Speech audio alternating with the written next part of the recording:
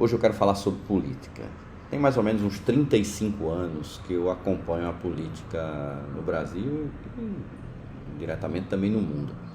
E cerca de 25 anos que eu trabalho com marketing político, tanto política eleitoral como política governamental, em todos os níveis, do municipal ao federal.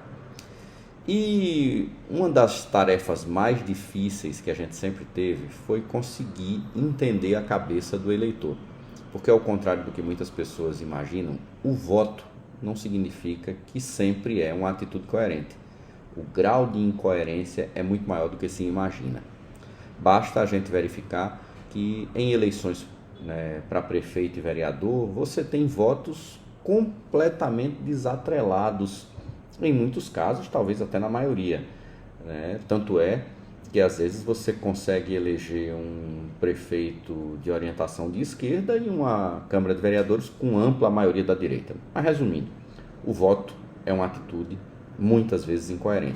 E entender quais são os motivos desse comportamento e como funciona a cabeça do eleitor é uma missão muito difícil. Mas sempre foi uma missão muito estudada, sempre foi algo muito trabalhado a partir de estudos, de pesquisas, de ferramentas. O desenvolvimento tecnológico ajudou muito isso. O próprio advento das mídias digitais, ele permite um monitoramento mais rápido e preciso, uma segmentação maior do que quando a gente não tinha esses instrumentos. Beleza.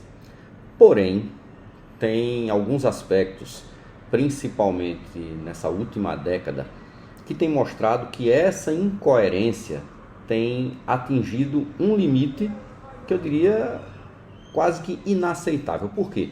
Porque se a incoerência ela se dava num plano, vamos dizer assim, basicamente da objetividade, às vezes a pessoa diz, vou votar em fulano para vereador porque objetivamente eu vou ter uma vantagem com isso, de alguma maneira vou me beneficiar, mas para prefeito, o meu voto é um voto orientado e dentro de um espectro político-ideológico que eu defendo. Há um bom tempo que a gente vem assistindo esse tipo de comportamento por parte do eleitor mudar. E não é um fenômeno localizado só no Brasil ou em parte específica do mundo. A gente vê isso aqui, vê na Europa, vê nos Estados Unidos, onde você vê o quê? Além da incoerência, se ferir princípios. E ferir princípios na hora do voto. Vou dar um exemplo. Se você fizer uma pesquisa de opinião pública que não seja destinada à questão eleitoral, e consultar as pessoas sobre a questão da degradação do meio ambiente, é muito provável, pelo que a gente já viu em outras pesquisas, que uma maioria muito larga diga que é contra a destruição do meio ambiente, que é favorável a medidas de contenção, do aquecimento global. Se você perguntar questões relativas a armamentismo, a utilização de arma, a atitudes violentas, a prática de preconceitos, a segregação de determinados segmentos sociais, você terá também maiorias bem consolidadas dizendo que é contra isso. Porém, mesmo dizendo ter estes princípios, na hora do voto vai lá e vota em alguém que trabalha exatamente ao contrário daquilo que deveria ser algo inquestionável. Beleza? Ponto.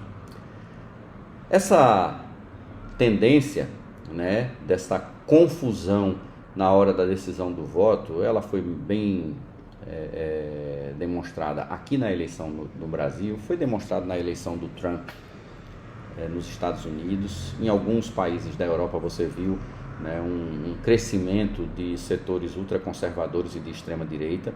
E agora nós temos aí no domingo, nos próximos dias, o segundo turno da eleição argentina.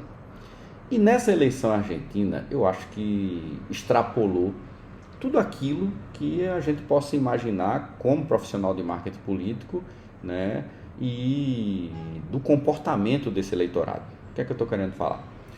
Os dois candidatos que disputam, Massa e Milei, um candidato de continuismo, apoiado pelo atual governante, e o Milei, um candidato de oposição, com uma plataforma, com um programa de extrema-direita e recheado de, vamos dizer assim, absurdos. né?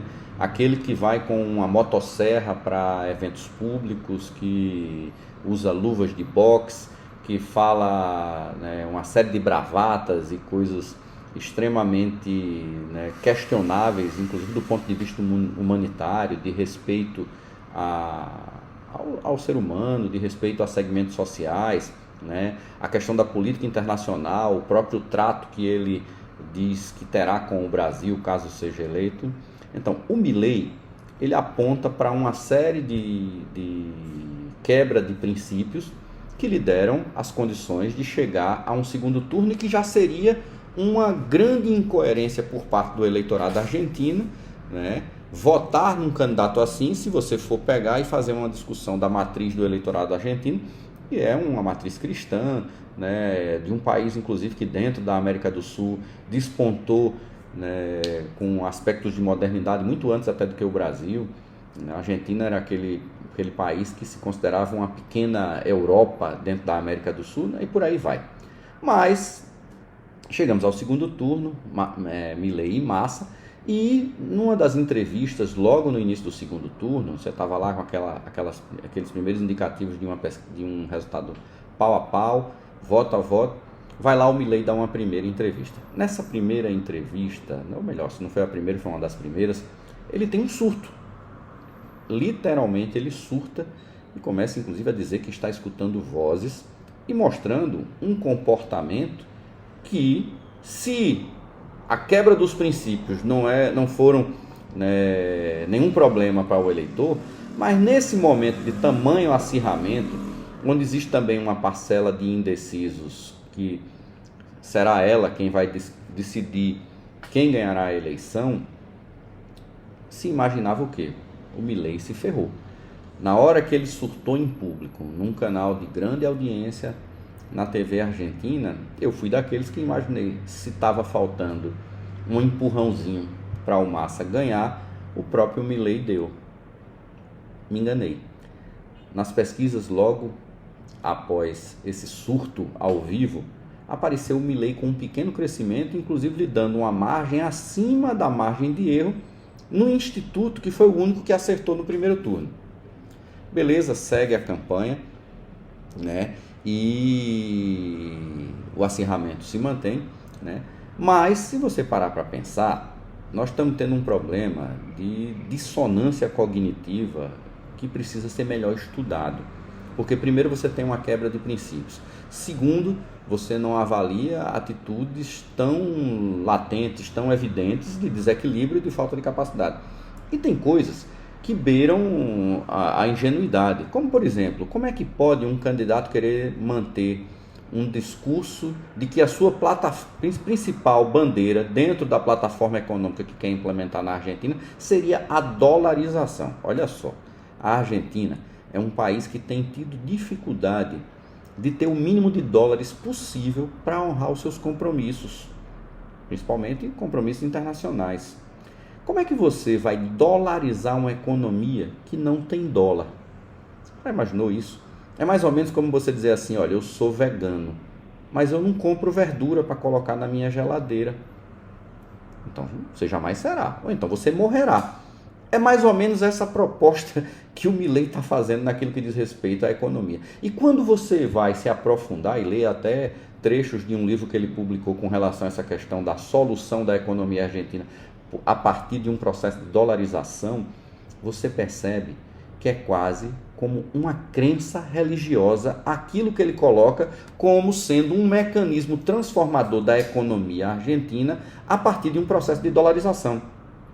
Então, olha só, se dentro daquilo que é princípio você tem uma quebra de paradigmas, vai lá e vota contrário aos seus princípios. Se dentro daqueles aspectos que a gente diria que são os aspectos comuns que se quer de um presidente da República, de equilíbrio, de ponderação, né, de ter uma postura condizente com o cargo, você também abre mão. E naquilo que é de ordem objetiva, que seriam questões como a questão econômica, as dificuldades financeiras que está se vivendo, você passa por cima de tudo isso e continua configurando o seu voto a partir de quê?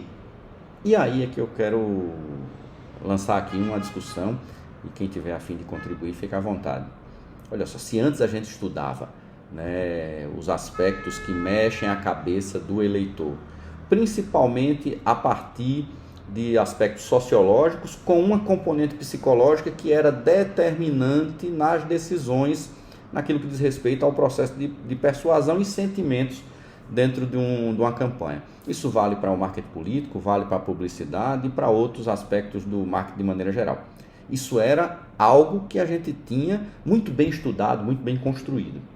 Porém, com essa loucura que os processos eleitorais viraram, com essa ascensão de figuras de extrema direita, com pautas que teoricamente feriam princípios que jamais poderiam ser retomados à discussão no mundo, princípios que muitas vezes ferem a humanidade, a gente começa a pensar que a discussão e o entendimento do processo de escolha, de como funciona a cabeça do eleitor, ele precisa fazer agora uma análise psicológica, talvez quase que de ordem patológica, e não unicamente em torno de princípios que a publicidade e o marketing sempre utilizou.